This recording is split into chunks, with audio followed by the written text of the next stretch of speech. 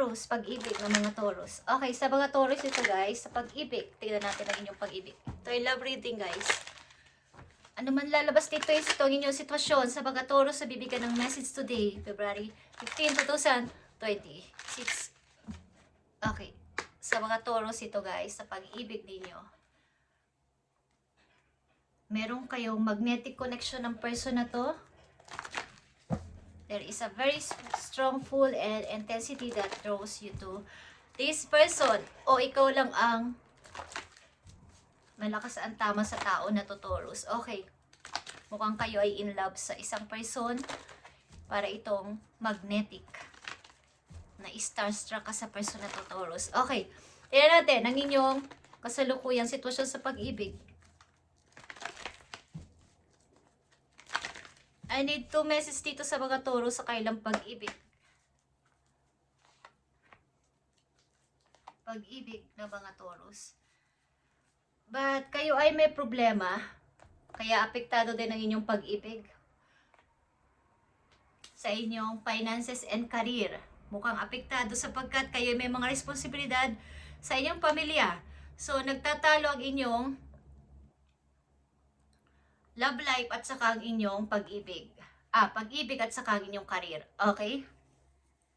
Apektado ang inyong love life dahil kayo ay may responsibilidad na kailangan kong tuparin ang mga responsibilidad na to. Paano kaya ang pag-ibig ko? Nasa gitna kayo ng pag-ibig at career. Sa mga Taurus, ba't ikaw ay na-attract o attract ka sa tao na to? O gustong-gusto mo ang person na to? Okay, Taurus, distance is here. The separation you are experiencing is necessary to help the relationship grow. Okay. So, kayo ay magkalayo ng iyong minamahal o kayo ay LDR. Long distance relationship ito.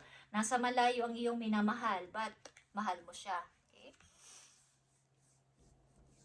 Sinusubok o susubukin ng tadhana ang inyong pag-ibig ng person na to, kayo ay magkalayo. Susubukin kayo ng kapalaran kung mag-grow ba to kahit malayo kayo sa isa't isa or hanggang doon na lang. Okay. Taurus, tingnan natin. So, andito ang free yourself. It's time to take back control of your life. And love yourself first. Okay. Para to sa iyong sarili, Taurus. Siguro masyado kang nahuhumaling sa iyong iniibig at wala ka nang natitirang. Di na tinitira sa sarili mo, maging energy mo o parang wala kang control sa iyong sarili. Okay, masyado kang, ilan sa inyo ay mapagmatsyag sa inyong karelasyon. Okay.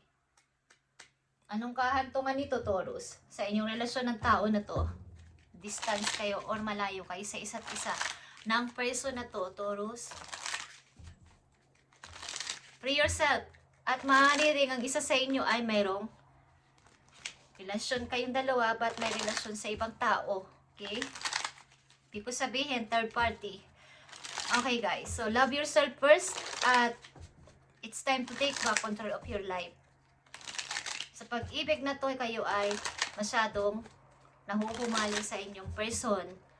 Guys, tingnan natin ang message pa po nyo sa pag-ibig na to, Taurus. Grave is here. Okay. Or no second chances. No second chance o wala nang pag-asa pa. Di ko alam kung kayo ay merong nakaraang relasyon at wala nang pag-asa pa itong mabuo sapagkat maaaring may secret. Secret itong ginagawa sa inyo. O itong relasyon na to ay kayo magkalayo at matutuklasan mo na ang person mo ay merong ginagawang iba. Something na third party. At ito ay makikita. Kumbaga nasa social media ito. Guys, okay? Palagi siyang cellphone. Hindi naman masama mag-cellphone. Kaya lang meron siyang mga kinakausap na iba.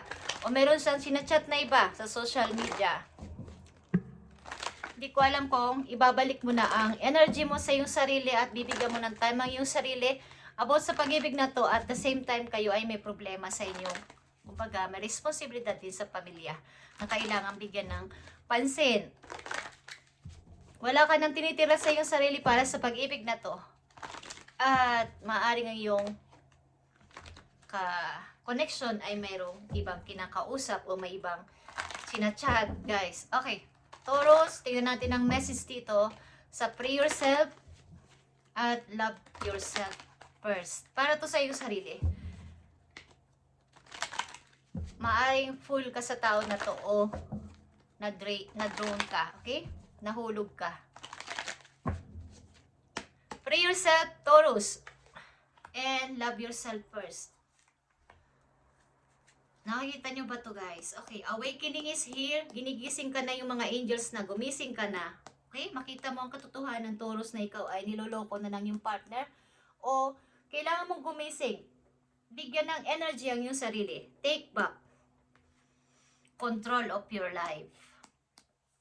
Parang mahal na mahal mo siya. Hindi mo nakikita ang kanyang mga maling ginagawa, Taurus.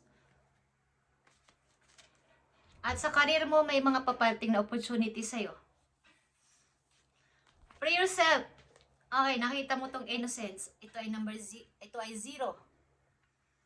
Ikaw ay nabubulagan.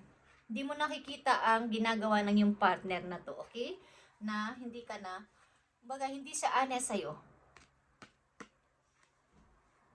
Take back control of your life.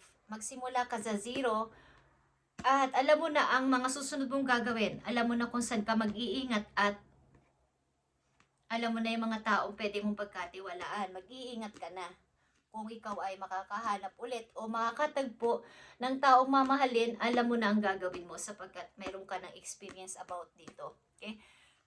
Something na ito ay no second chance. Kapag namulat kayo sa katotohanan, wala na tong chance na masasabi mo sa kanya. Okay. Love yourself first, guys. Okay, Princess of Cups ito. Something na kayo ay marami pang kailangan gawin sa buhay. Kayo ay as a Princess of Cups. Young pa kayo, guys. Okay? Bata pa. Ang mga Taurus na nandito sa reading ay bata pa. 20s pataas. Okay. Marami pa kayong dapat gawin.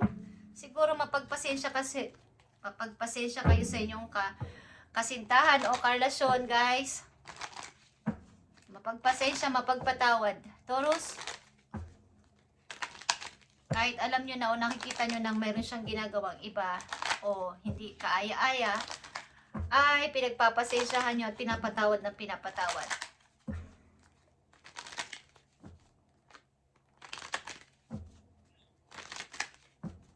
Taurus, sa pag-ibig na to, tingnan natin. Free yourself and love yourself first. And awakening is here. Ito ay Cupid. Nagpapahiwatig na may paparating na mabuting tao para sa'yo. Pag-ibig na tunay is paparating sa'yo, okay? Free yourself, Taurus, at love yourself first. Free yourself is here. Third party situation. Okay. Third party situation is here, Taurus. Other people may be interfering with this relationship and dimming its full potential.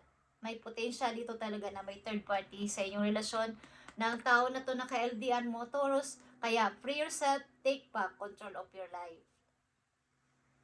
Okay. Kung makikinig kayo is para to sa inyo, guys. At love yourself first. Magnetic connection again is here. Drones. You to this person. Nahulog ka na sa tao na to. So, anong gagawin mo dito, Taurus?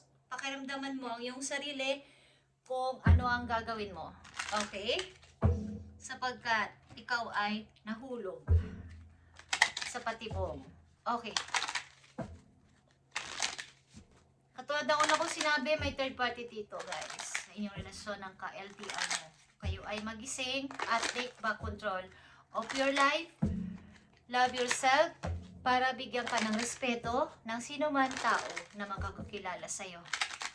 Mukhang nahulog na ang loob mo sa person na to at wala ka nakikitang mali sa ginagawa niya kahit meron naman ka. Okay. Taurus, payo sa'yo.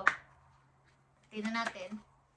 Andito ang frog or transition. Guys, this is a powerful time to change. You are being called to connect with the world of emotions and feminine energy. Kayo ay babaeng nandinong Taurus. Okay. Almost. Kailangan mong palitan ng bago ang iyong emotion, guys.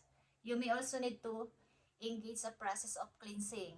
Mag-cleansing ka, whether it's physical, whether it's sa inyong physical, mag-cleansing ka, something na kayo'y magbago ng bawa sa inyong health, maging pag-observe kayo sa inyong physical, okay, sa inyong pangangatawan, baguhin ng mga looks, baguhin ng pananamit, okay, at sa inyong emotion, at sa inyong spiritual. Guys, ito ang payo sa inyo, is transition, at ito ay prag, okay, something na kayo ay nahuhulog o nahulog sa isang relasyon na kayo ay nakapasok na at hindi na kaya naman lumabas pero may takot at nahulog ka talaga sa kanya. At the same time, meron din kayo mga responsibilidad sa family na pumapagitna ka sa career and sa love life mo. At ikaw ay nahulog sa tao na to. Okay, kulang ka sa confidence na kumawala dito, Taurus. Sapagkat magnetic connection ito. Okay? Na magnet ka sa connection ninyo. At inigising ka dito ng yung mga anghel, guys, na tama na, Taurus. Okay? Take back control of your life. Pray yourself. And love yourself first. Tingnan natin ang dapat yung malaman, guys. O tandaan. Malaman o tandaan.